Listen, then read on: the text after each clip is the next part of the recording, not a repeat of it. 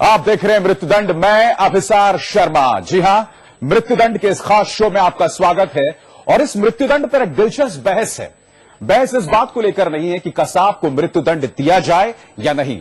बहस इस बात को लेकर है कि कहीं इसका हश्र भी अफजल गुरु जैसा तो नहीं हो जाएगा।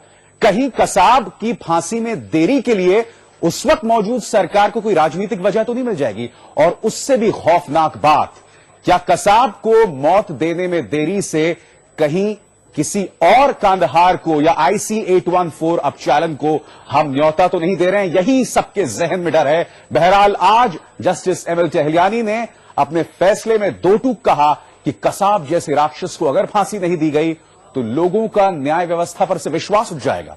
अदालत ने कसाब को 5 मामलों में मौत की सजा सुनाई है। गुनाह, भारत के खिलाफ युद्ध।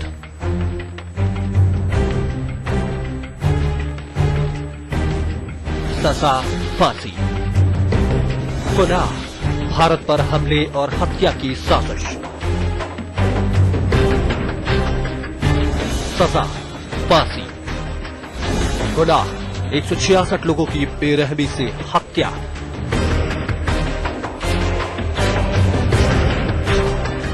सजा फांसी।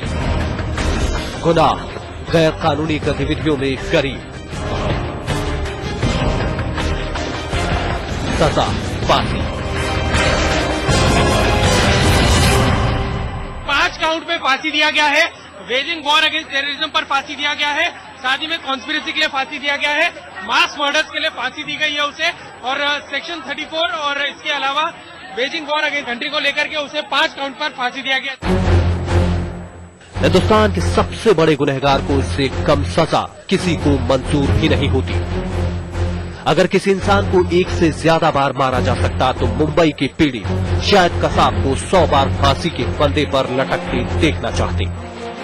हकीकत तो ये है कि उसने जिस बेरहमी से मुंबई की सड़कों पर कत्लेआम मचाया, बच्चों और महिलाओं को गोलियों से छलनी किया, उसकी भरपाई 100 सजाए मौत भी नहीं कर सकती।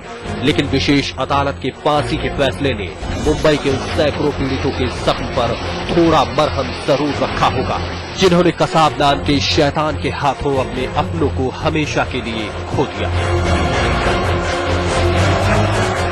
अजमल अमीर कसाब और उसके साथियों ने भारत पे हमला करने की, भारत के नागरिकों की हार मारने की जो साजिश बनाई थी, और साजिश के मुताबिक कोर्ट ने अजमल कसाब को फांसी की सजा ऐलान की है। 26/11 की रात मुंबई के मातम में पूरा मुल्क शरीक था और यही वजह है कि आज कसाब को फांसी के फैसले पर पूरा मुल्क जश्न मना रहा है। क्योंकि दुनिया के सबसे बड़े हमारे लोकतांत्रिक देश में हमने गरिमामय ढंग से यह मुकदमा चलाया और आज दुनिया के सामने एक मिसाल खड़ी कर दी है। 8 मई 2009 को पहली गवाही के 1 साल के भीतर ही मुंबई का गुनहगार आमिर अजमल कसाब फांसी के फंदे तक पहुंच चुका है। उम्मीद है कि इस बात का ख्याल आगे भी रखा जाएगा कि कसाब की फांसी की सजा कई दूसरे सजा याफ्ता आतंकवादियों की तरह कानूनी पेचीदगियों में उलझकर न रह जाए। पिछले 1.5 साल से मुंबई नहीं तो देश भर में लोग विशेष अदालत के इस फैसले का इंतजार कर रहे थे। लिहाजा जब ये फैसला आया तो लोगों ने अपने अपने अंदाज में अदालत के इस फैसले का स्वागत किया। किसी ने पटाखे फोड़े तो किसी ने सरकारी वकील उज्जवल निकम को फूल मालाएं पहना दी। जाहिर है अदालत के इस फैसले ने लोगों के दिलों में बसे रोष और गुस्से को कहीं न कहीं शांति पहुंचाई है। विवेक कुमार भट्ट और साहिल जोशी के साथ आरिस चंद्रा, मुंबई आज तक।